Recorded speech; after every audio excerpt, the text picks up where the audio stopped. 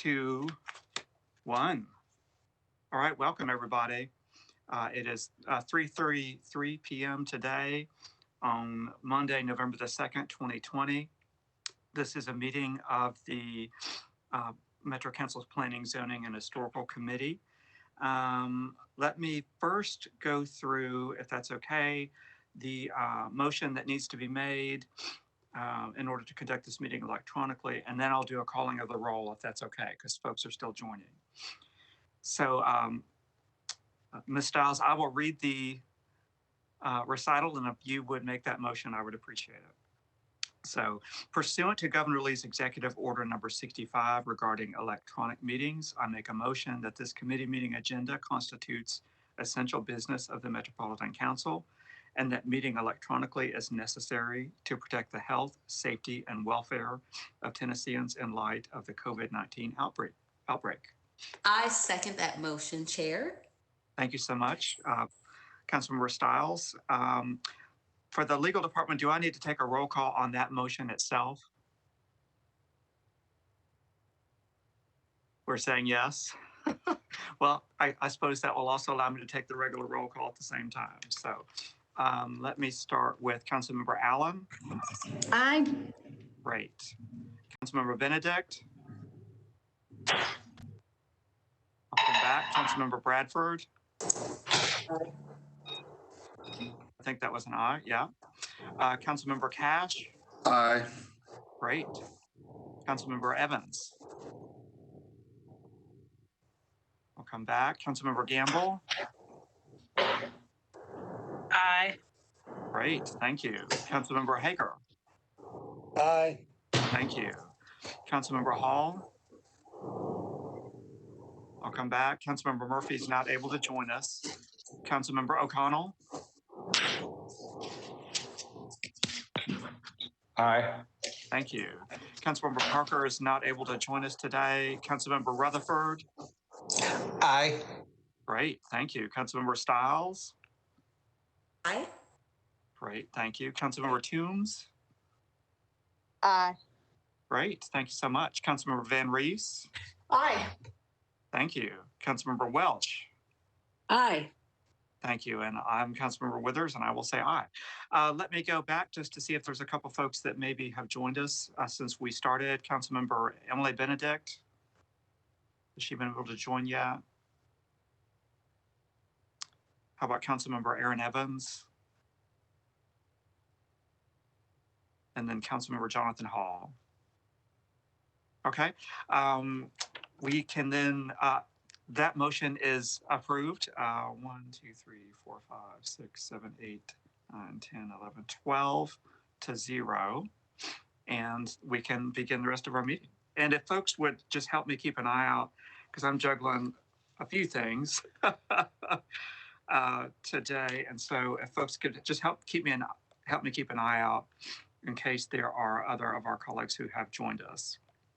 So most of the items on our agenda today, fortunately, are on a consent agenda. And so what I would like to do is to read off those items that most likely are on consent. And then if anyone needs to pull those off, just raise your hand. But I will check the raise your hand feature in a second.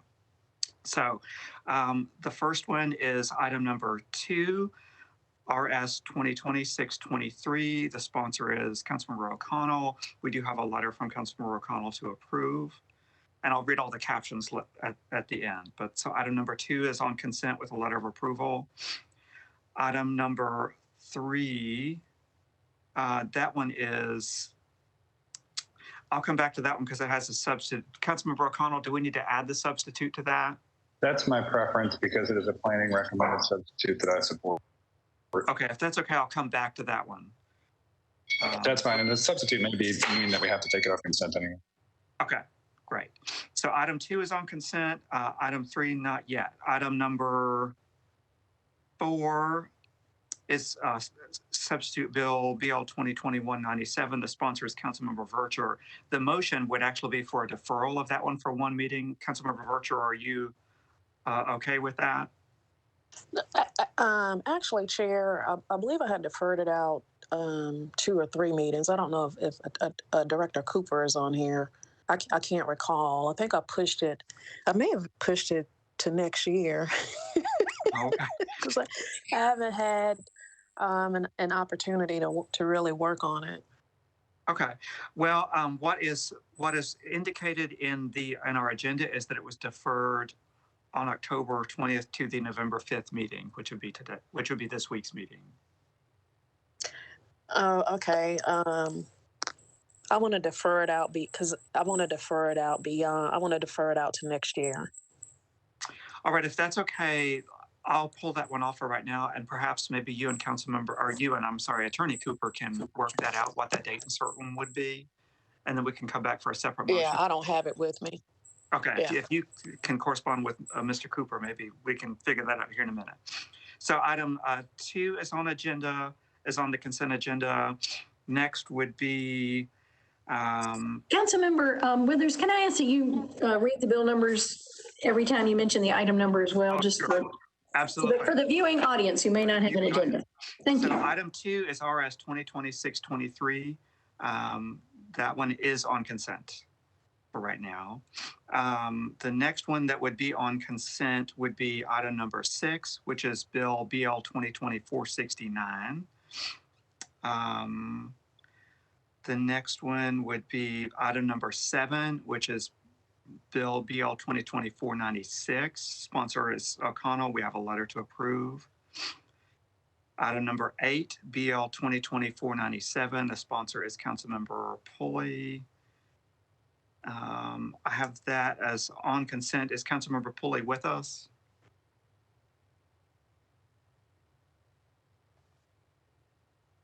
If not, we may need to pull that one back off of consent. Item number 10, which is BL 2020-499. The sponsor is Councilmember Rutherford, who is present. That one's on consent. Item number 11, BL 2020-500. The sponsor is Rutherford, who is present, and that's on consent. Item number 12, which is BL 2020-501. The sponsor is Councilmember Rutherford, and that one is on consent. And so those are the items on consent. Does anyone have any of those items that you wish to pull? Chair, did you mention item 9? BL 2020-498? On consent? Thank you so much for reminding me of that. Yes, that one is on consent as well. So item 9, BL 2020-498, sponsor is Councilmember O'Connell, who is present, and we have a letter. So that would be the consent calendar, would include items 2,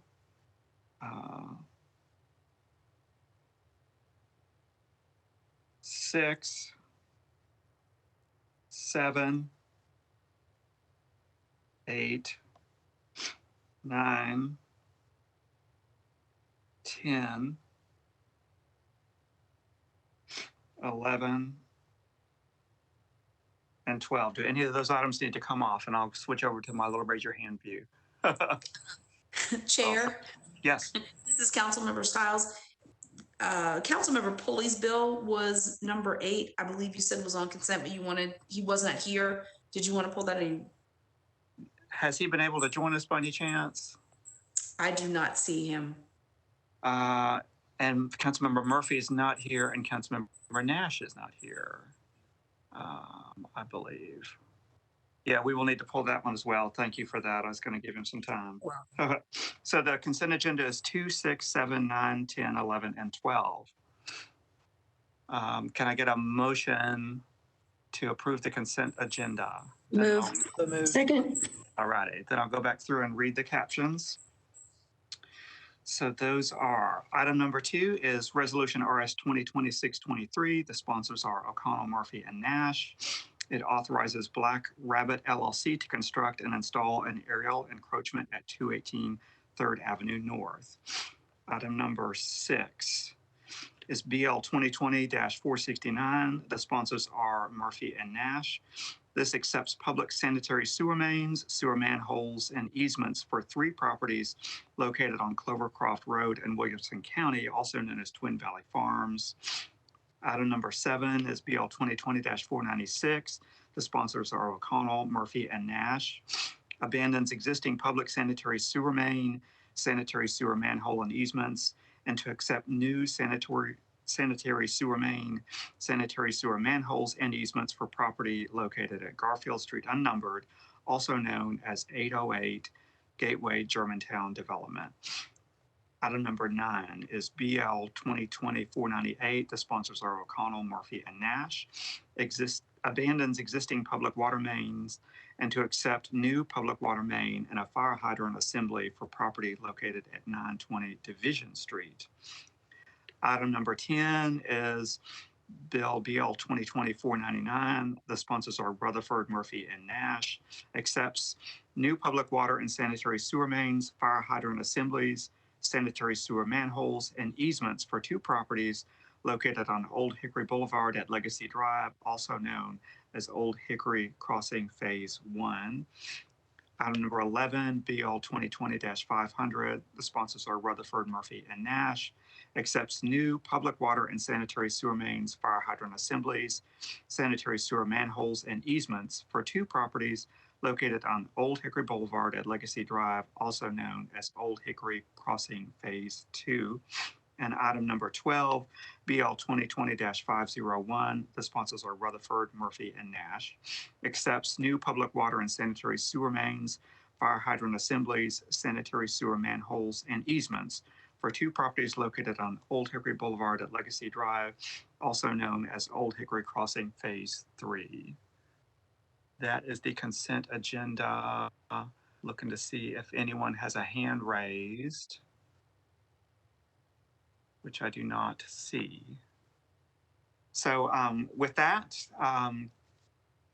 we have a motion to approve the consent agenda. Is there any other discussion? I second your motion. All righty, thank you. I will once again go through for the legal department, I believe I need to go through a roll call on this as well. Yeah. We'll do it for good measure. Yes, Plus that'll help me to catch if anyone else has joined. So, Councilmember Allen. Aye. Councilmember Emily Benedict. Aye. Great, thank you for joining. Councilmember Bradford. Aye. Thank you. Councilmember Cash. Aye. Councilmember Evans. I'll come back. Councilmember Gamble. Aye. Thank you. Councilmember Hager. Aye. Thank you. Councilmember Hall. I'll come back. Councilmember O'Connell. Aye. Thank you. Councilmember Rutherford. Aye. Thank you. Councilmember Styles. Yes. Councilmember Styles. Councilmember Toombs. Aye. Thank you. Councilmember Van Rees. Aye. Thank you. Councilmember Welch. Aye. Thank you. I will vote in the affirmative. I'll come back just for good measure. Councilmember Evans and Councilmember Hall. Okay, so the consent agenda passes 1, 2, 3, 4, 5, 6, 7, 8, 9, 10, 11, 12, 13 in favor, 0 against, 0 abstentions. All righty, so let's go now to item number 3 for Councilmember O'Connell. Item number 3 amends the Metro Code regarding advertisement and occupancy of a short-term rental property owner occupied. Councilmember O'Connell, did you want to make a motion on that bill? Yes, please. I'd like to move to approve. Okay. And I'd like to move. I don't know if I need to move the substitute before the bill's on the floor, but I do want to move planning substitute. Great. For the legal department, can we just take that as one motion? This is Hannah. He'll need to move the substitute, but he can do that right now. You can move the substitute now, vote on the substitute, and then vote on the bill as substituted. I would like to move the substitute, please. Great. Is there a second? Second. All right, thank you. I will let you discuss the substitute, please. Thank you, Mr. Chair. The there are sort of two main points of constituent feedback and sort of problems in the community that this is intending to resolve. And the main point of the bill here is to tighten up what the notion of owner-occupied means, where we are continuing to hear that people are abusing the nature of an owner-occupied permit by, maybe buying a property, asserting that you own there, and I've got 2 of these actually on my block, and then residing most of the year out of town, and then thereafter treating the property as effectively a non-owner occupied permit. And the second side effect of this is that, all right, so that's one that just sort of disrupts the character of the neighborhood because the homes are usually vacant unless they're otherwise occupied.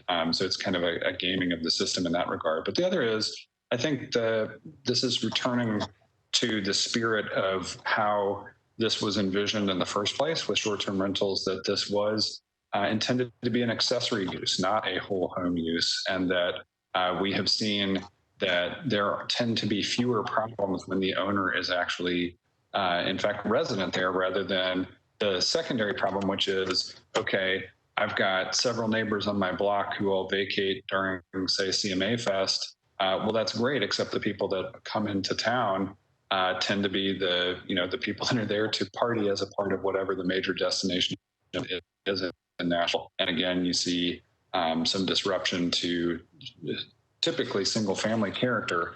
And so planning substitute had a really good response to how we might actually kind of redefine this from a whole home standpoint. This should protect people with dadus. This should protect people with in-home apartments or kind of those kinds of scenarios, but it should also generally cut down on the 2 ways that people are currently abusing the owner-occupied process altogether. So I would like to encourage colleagues to support this, and the substitute in particular is a very good and common sense approach from the planning department. Okay, thank you for that explanation. I do see, it looks like we have a few hands raised, although unfortunately, I don't have a queuing system like such as exists for the vice mayor. So I will kind of go in the order in which I see you, if that's okay. So could I start with maybe Councilmember Allen? Thank you, Mr. Vice Chair. I appreciate all the problems we have tried to solve with short-term rental. It is certainly something that we've learned a lot along the way.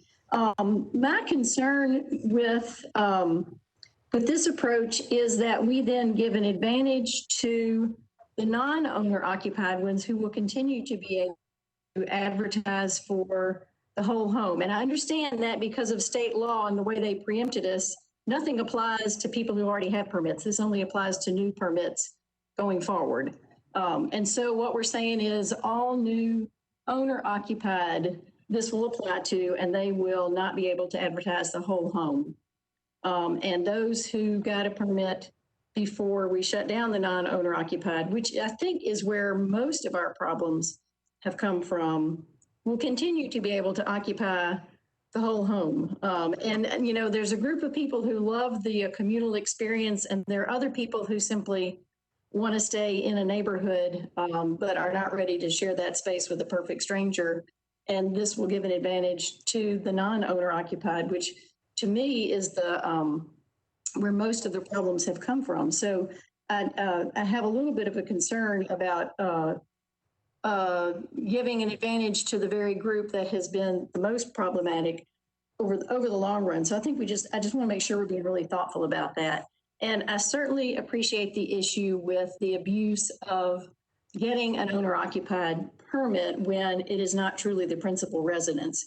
And I think that's absolutely a problem we need to address. And I would be happy to join a task force working with Robert Osborne, who does most of the frontline policing of this, as well as John Michael, who sees this from a regulatory standpoint, to see if we can provide better requirements for getting an owner occupied so that it is not being abused as much, and also taking away permits that are wrongfully done. So that being said, I hope you could understand what I was saying. I never know how good my acoustics are, but I appreciate the effort and the the intent, but I'm concerned that we're hurting the group who is our best ambassador when we do allow these to be done properly. Thank you, Councilmember Allen. I'd like to go back to Councilmember O'Connell. Are you still able to connect with us? Yes, I am. Thank you, Mr. Chair. Yep. Good.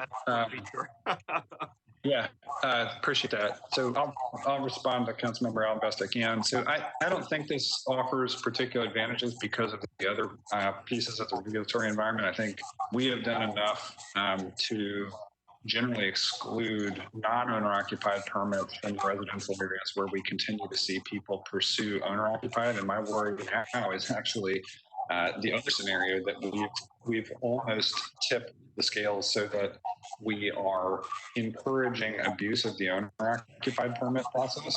And so I think most residents, including those in the neighborhoods that I represent, again, Councilmember Withers, our chair, and I compete routinely to see who among us has the greatest number of permits at any given moment in the city.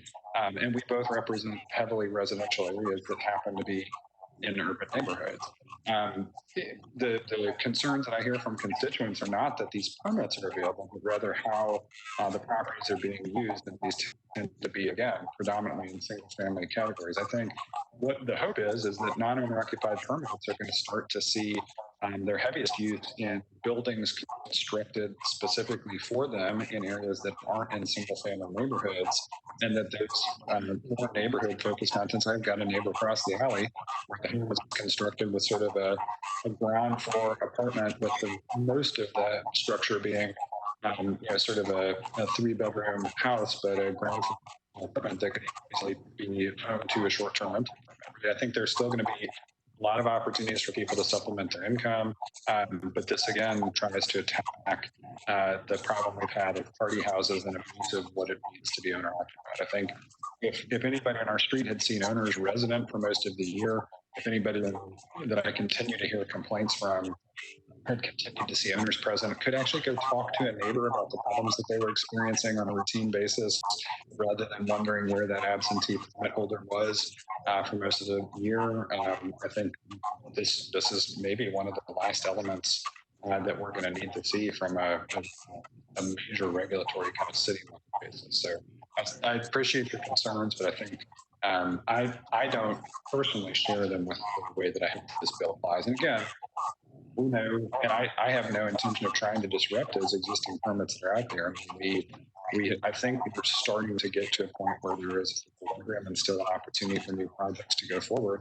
that are in a context that Nashvilleians have said, yeah, we're more okay with these than we are with, just sort of underregulated hotel performance that we see in residential neighborhoods. So appreciate the concerns. Hope this bill doesn't exacerbate those and actually tries to mitigate those, but I really appreciate the way that you're giving voice to that concern.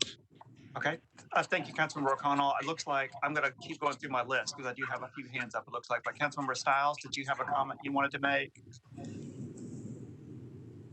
Did you have your hand raised? I guess that's a no. That was on a previous bill. Sorry, Vice Chair. Thank you. I'm going to scroll through.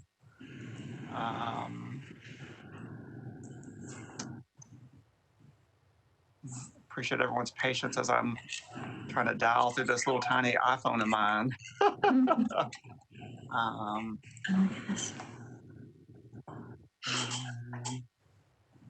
Let me go over to this version. I don't think Councilmember Bradford, did you have a question or a comment on this one? I've got both a question and a comment. So my question for the sponsor, I don't have the full bill in front of me, but could you explain what they determine the length of residency is to be considered residing at that property? Like how many months or weeks out of the year they have to be on property to be considered residential owner?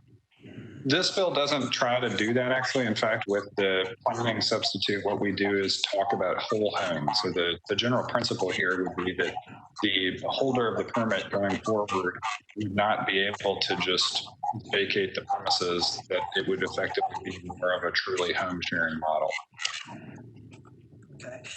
And one reason I ask, and this bill is very timely because shortly after I started this term, a neighborhood reached out to me because there was a quote owner-occupied STR being set up on one of the streets, and the story given to the neighbors was that the owner bought it for his daughter, who is a traveling musician, who would be there some of the time, but not all the time, and that they were going to rent it out, the other rooms, when she's not there. But every weekend, the neighbors would track it on the internet, and they come back and say, every weekend this house is being offered. It's a 3-bedroom house, and all 3 bedrooms are being offered for rent. So I got in touch with codes. They did, it was almost a year-long investigation, but determined that it was an illegally operating non-owner occupied STR, and we got it shut down. And this property cannot have another permit for, I believe, 3 years. Ever. And because it's been, since this originally was grandfathered, but now that since they've technically lost its grandfather permit, they will no longer be able to have a non-owner. They'll have to come back as an owner occupied. So I say that so that everybody can see that here's a prime example of what this bill is trying to fix. That we have people who are trying to circumvent the regulations by saying, well, we're actually going to live here, but we won't be here but maybe 1 or 2 months out of the year, and we're going to rent it out the rest of the time. So I appreciate Councilman O'Connell for putting this up, and I plan on supporting it. All right. Thank you, Councilmember Bradford. Councilmember Gamble, you have your hand raised.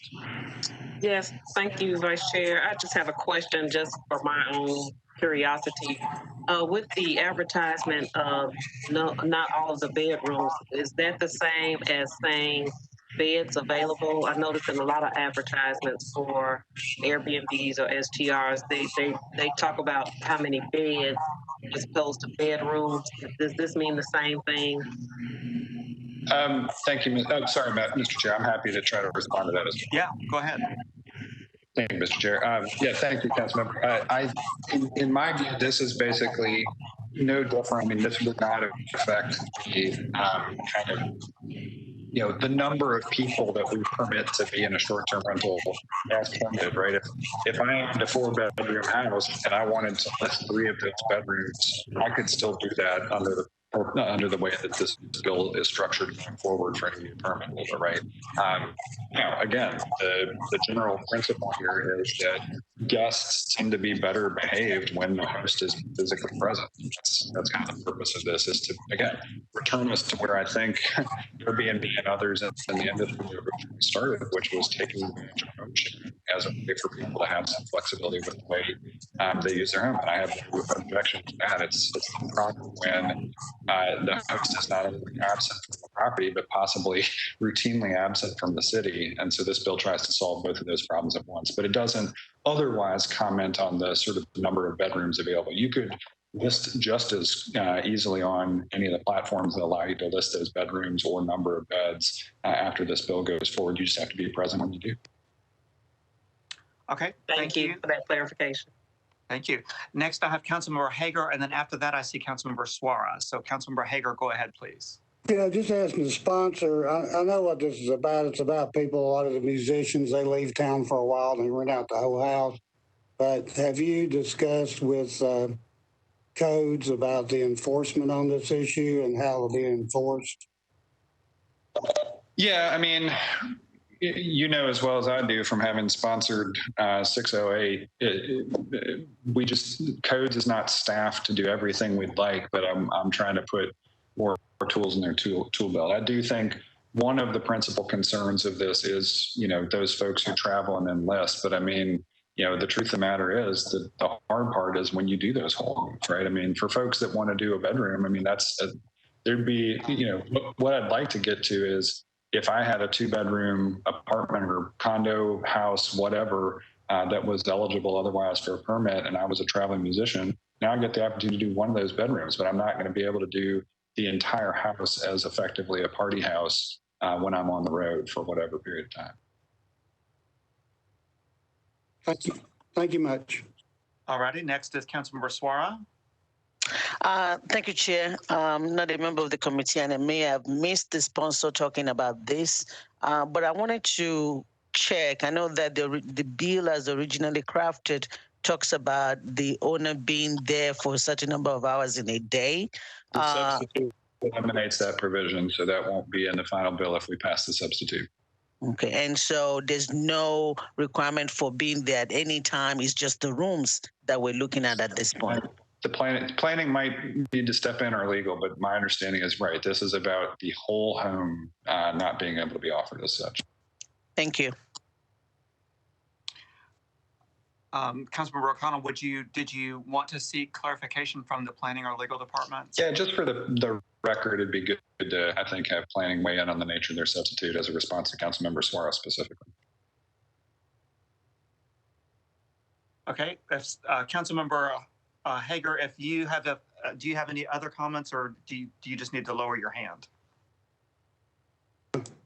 Need to lower my hand. Sorry about that. That's all right. Thank you. Just wanted to be sure if you had a follow-up question, we get that too. Could we have someone from the planning staff respond to the question? And then I see Councilmember Allen. Hi, this is Lisa Milligan with Metro Planning. As originally filed, the bill did include standards in regards to the amount of hours within a 24-hour period that someone would be able to leave the home. Thinking through the way that it was submitted, staff determined that that would be really a difficult thing to enforce. And so we thought through and talked about the intent and recommended the substitute that would prohibit a whole home from being rented.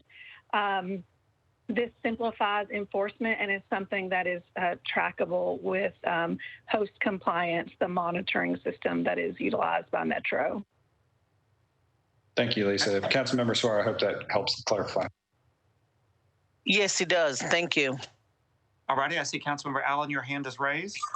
Thank you. I think I'm going to need both planning and legal to just clarify this for me.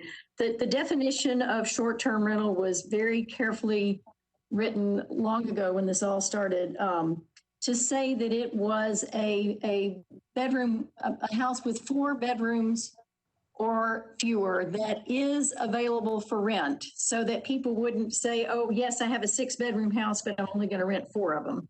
So that we would absolutely limit the size of homes that can be used for short-term rental to those that have only 4, I think we called it sleeping rooms, but only 4 rooms where people could sleep.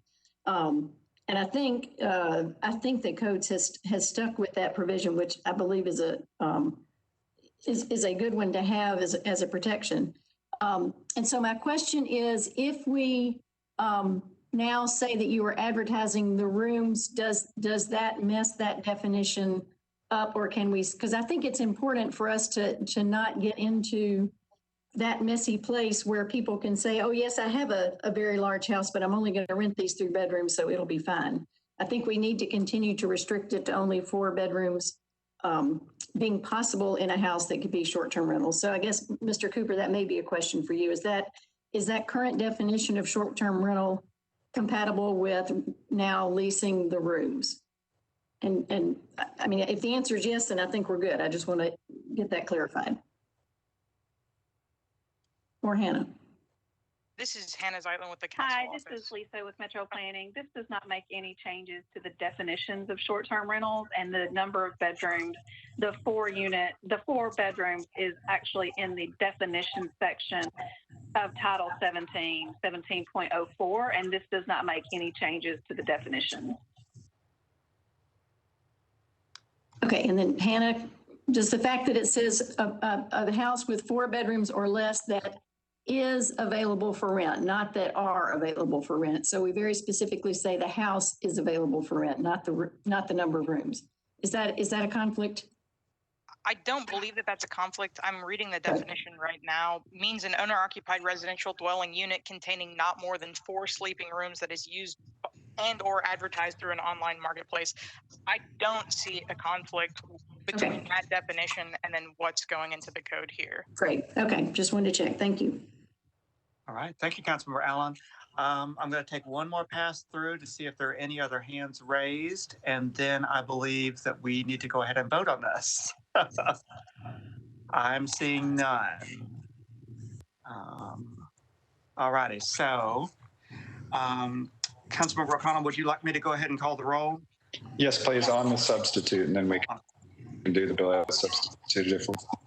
Okay, so on the substitute first, Councilmember Allen, Aye. Councilmember Benedict, Aye. thank you. Councilmember Bradford, Aye. thank you. Councilmember Cash, Aye. thank you. Councilmember Evans, Councilmember Gamble, Aye. thank you. Councilmember Hager, Aye. thank you. Councilmember Hall, Councilmember O'Connell, Aye. Councilmember Rutherford, Aye.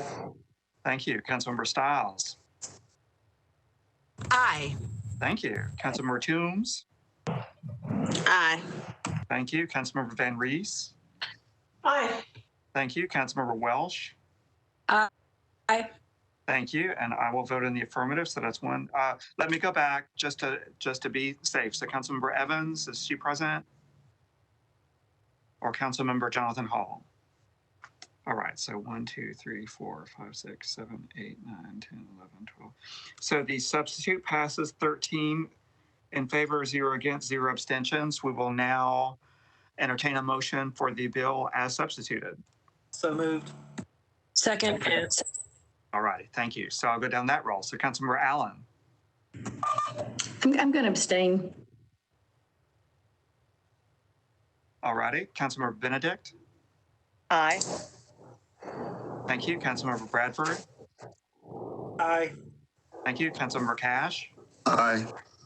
thank you. Councilmember Gamble, Aye.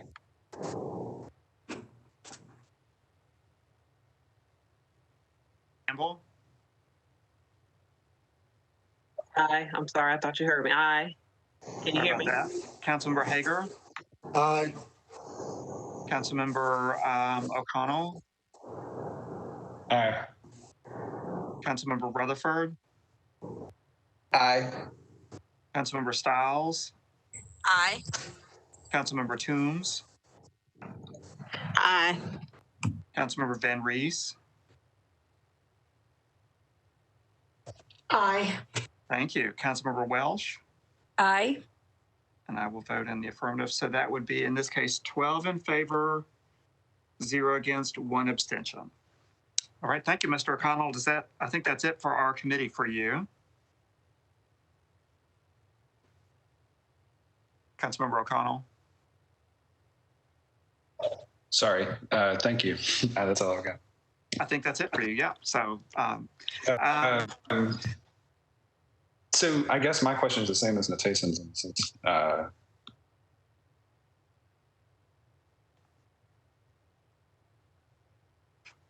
I'm sorry, you're breaking up a little bit.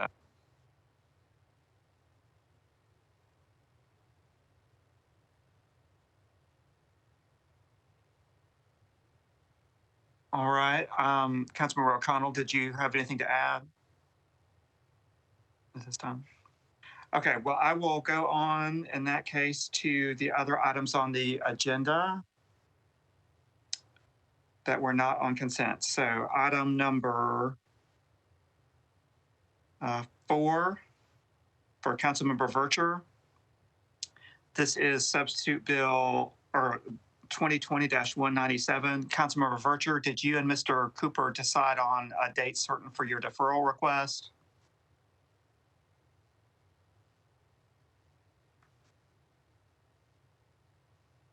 Councilmember Vercher? Vice Chair, this is Councilmember Styles. This bill was previously deferred until the first meeting in December. So if she's not here, it could remain deferred, I believe, until that date. Okay. No, Chair, I'm here. Yeah. We discussed this earlier, right? Is this the same bill we discussed earlier? It is. It's just that the information that's on my agenda Okay. States that it was deferred to to the November 5th meeting. That's why. So if you want to, and the recommendation on the agenda is to defer one meeting. That's, Yeah.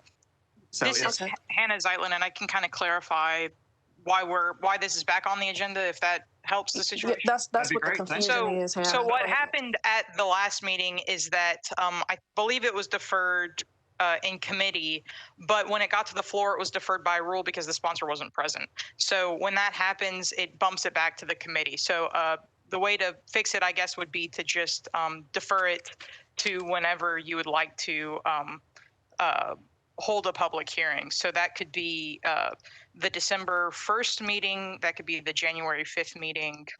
It's up to the sponsor. Yeah, thank you, Hannah. We didn't used to do it that way, so thank you so much. What's the dates for January?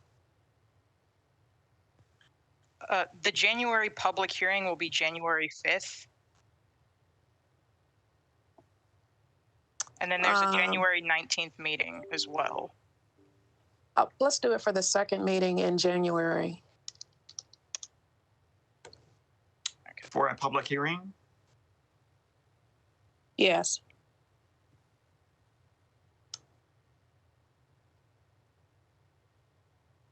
And Hannah, is the staff okay with that as well? So defer to the second meeting in January? Hang on real quick and let me make sure. So I think that it really needs to go on is either the January 5th meeting or then the next meeting after that for the February public hearing, February 2nd. Okay, put it on the February. Okay. And Chair, that's what my motion is for it to be deferred to the first meeting in February. Okay. Councilmember Styles, would you second that motion? Second. All righty. Thank you. So I will go down the roll call on that. So Councilmember Allen.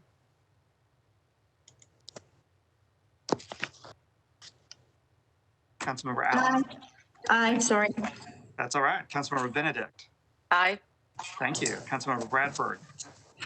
Aye. Thank you. Councilmember Cash. Aye. Thank you. Councilmember Evans hasn't been able to join us yet. Councilmember Gamble. Aye. Thank you. Councilmember Hager. Aye. Thank you. Councilmember Hall, has he been able to join us yet? Councilmember O'Connell. Councilmember Rutherford. Aye. Thank you. Councilmember Styles. Councilmember Styles. Councilmember Styles. Come back. Number 2. Okay. Thank you. Councilmember Toombs. Thank you. Councilmember Toombs is an aye. Aye. Thank you. Councilmember Van Rees. Aye. Thank you. Councilmember Welsh. Aye. Thank you. And I will vote in the affirmative. So that's 1, 2, 3, 4, 5, 6, 7, 8, 9, 10. Well, that's 12 in favor, 0 against, 0 abstentions on the deferral. Fantastic. All righty. So let's go to the next item.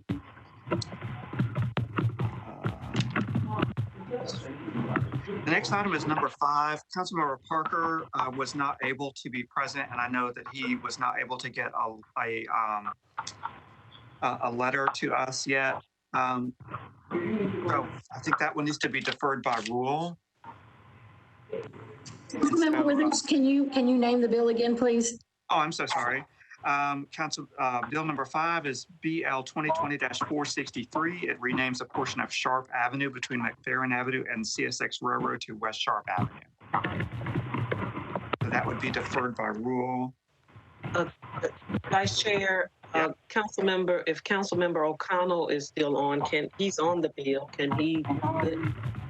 Councilmember O'Connell, are you still present?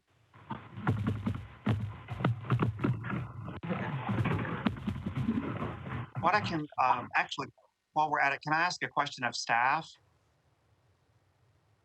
for Hannah? Yes. This item has been recommended for approval by the Planning Commission as well as by the Emergency Communications Board. Yes. It's my understanding that we typically require a a study of the street renamings by the Metro Historical Commission. Is that still correct? Yes, let me make sure that that's, I think that we've received that, but let me double check real quick. Okay, that's what I was going to ask. Okay. And then if someone can see if Councilmember O'Connell is present and would like to move it forward. Yes, we do have the Historical Commission staff report for this bill. You do, great. Yes. So is Councilmember O'Connell present? By any chance?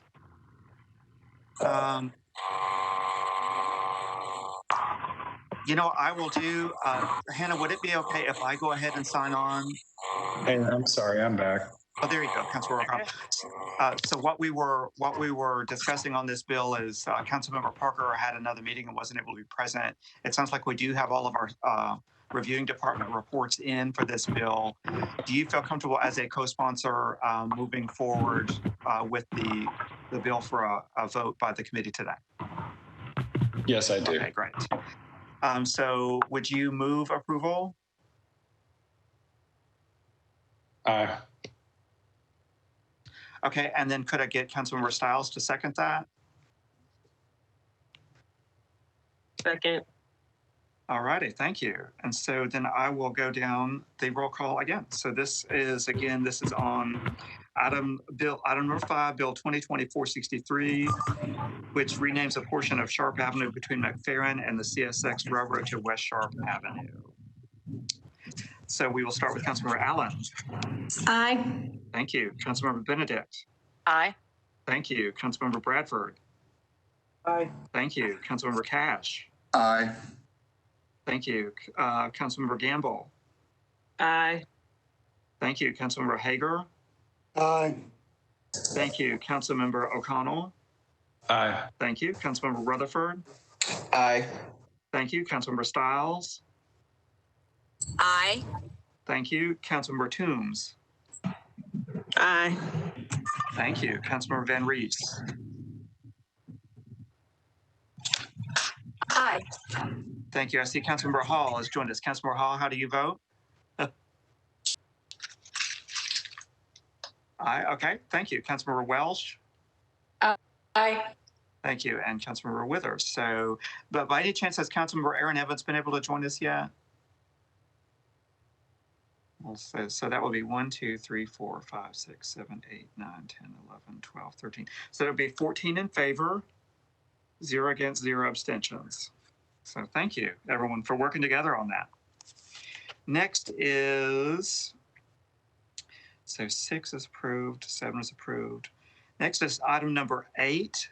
And this is the one we were waiting to see if a sponsor is present. Has Councilmember Pulley been able to join? Or I'm on the call. You are, great. Thank you so much. Yes. Well, we are ready for you. This is BL 2020-497, accepts new public water mains, fire hydrant assemblies, and easements for property located at 11 Burton Hills Boulevard, also known as the Blakeford. Would a member of the committee move approval, please? So moved. Second. All righty, thank you. Councilmember Pulley, do we need any discussion on this? Probably not. Just so you know what this is about. The Blakeford is an assisted living facility in Burton Hills, and they're doing an expansion, and that's why the need for this, because they'll be needing to put some additional infrastructure in. Great, thank you. I'm going to scroll down and see if there are any hands raised. Councilmember Hall, did you have your hand raised?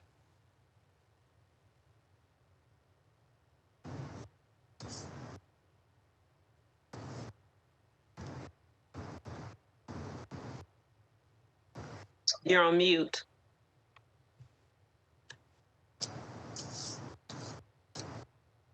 Yeah, Councilmember Hall, you're muted if you wanted to speak.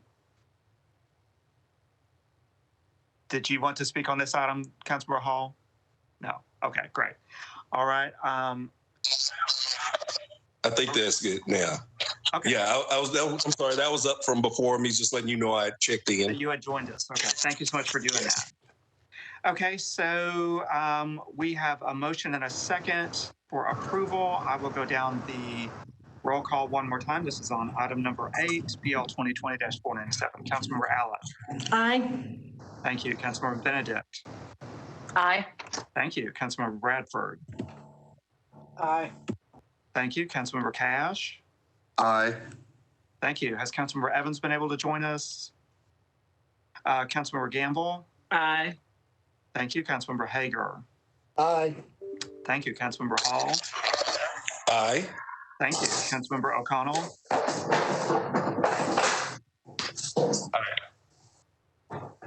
Councilmember O'Connell.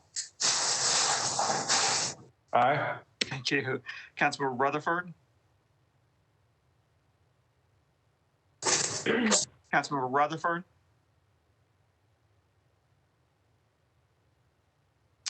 I'll come back. Councilmember Styles.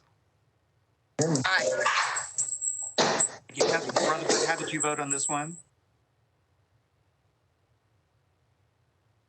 Councilmember Toombs. Aye.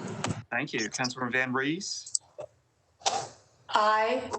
Thank you. Councilmember Welsh. Aye. Thank you. Councilmember Rutherford, did you want to vote on this measure? Yes, I voted aye. Okay, thank you. And I'll so that will be 1, 2, 3, 4, 5, 6, 7, 8, 9, 10, 11, 12, 13, 14. So it will be 14 in favor, 0 against, 0 abstentions. And we are almost done. Thank So you, we Mr. have, Chair. Yeah, thank you, Councilmember Pulley. 2, 6, 7, 8, 2, 3,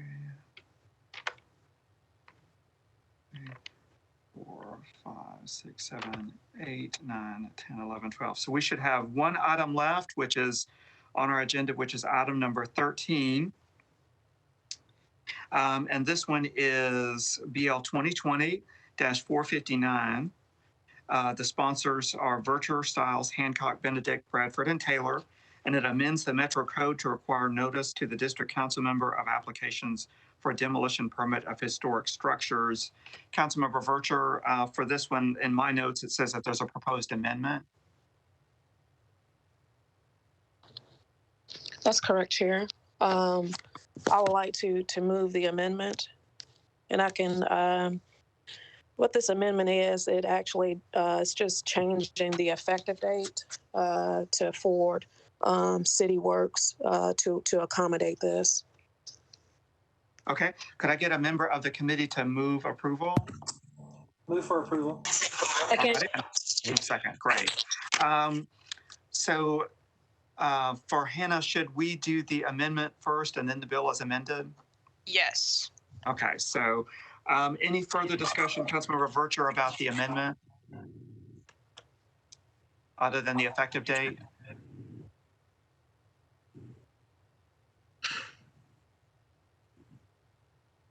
Or Hannah, could you remind us of what that effective date would be?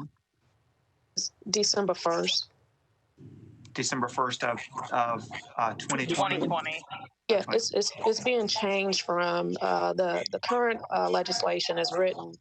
It goes into effect upon passage. Mm-hmm. This amendment pushes the effective date out so that so that ITS can make the update in City Works. Okay, great. What I will do, let me go through. If anyone has any questions, at least at this point, please raise your hand. I see Councilmember Vercher. Give everyone another minute just in case anyone has any other questions this time. All right, I don't see any, so I will do a roll call, and this is on the amendment. And Chair, I was out of order. I'm not on the committee, so a committee member would need to move it. Move the amendment. Thank you. All right, so before the amendment, I will start the roll call. I'll begin with Councilmember Allen. Aye. Councilmember Benedict. Aye. Thank you. Councilmember Bradford. Aye. Thank you. Councilmember Cash. Aye. Thank you. Councilmember Gamble. Aye. Thank you. Councilmember Hager. I might need some folks to mute, please, unless I'm calling on you.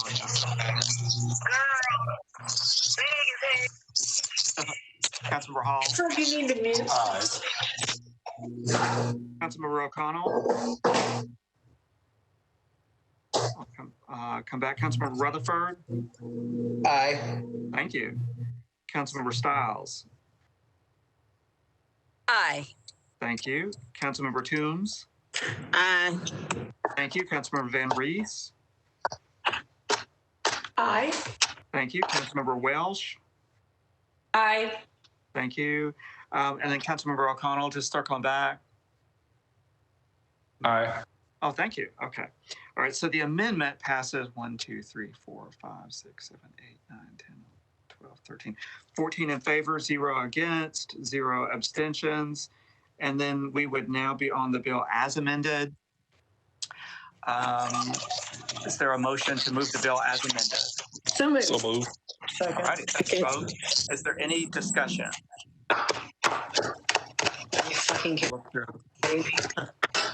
Hey, folks, please mute if you're not being called on at this moment. Is there any discussion using the raise your hand feature?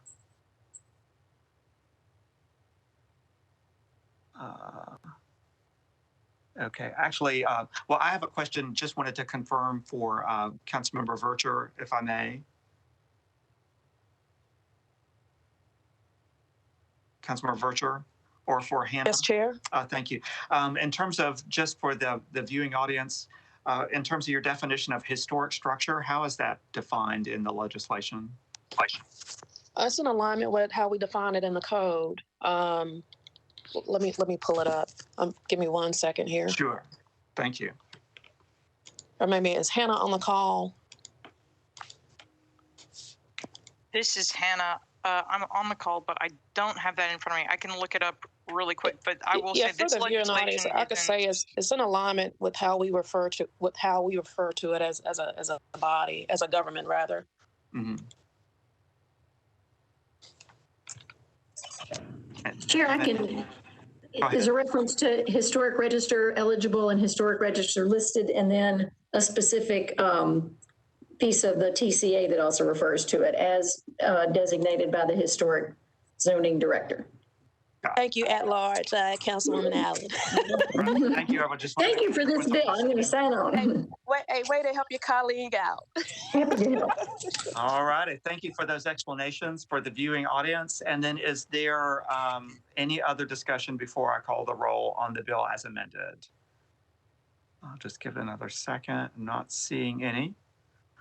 All righty. So I will go down the roll. And this is on the bill as amended, and it is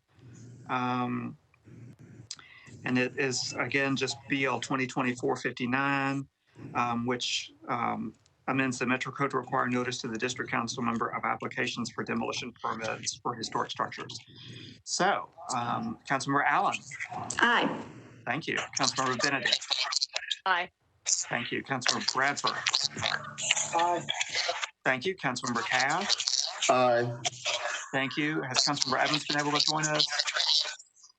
Councilmember Gamble. Aye. Thank you. Councilmember Hager.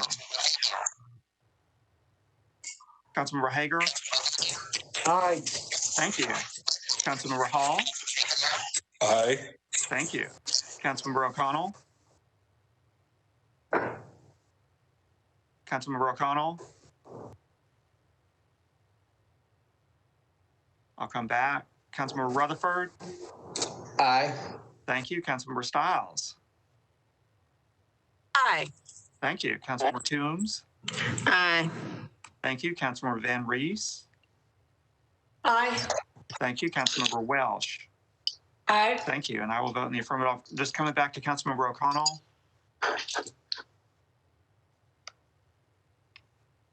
All righty. So that the bill passes as amended. 1, 2, 3, 4, 5, 6, 7, 8, 9, 10, 11, 12, 13 in favor, 0 against, 0 abstentions. So with that, I believe that we have concluded all business of the Planning, Zoning, and Historical Committee. Thank you to all the sponsors and committee members for all of your work on these important matters. And with that, I'll entertain a motion to adjourn. Motion. All righty. All right. Thank you, everyone. Have a great night. Bye.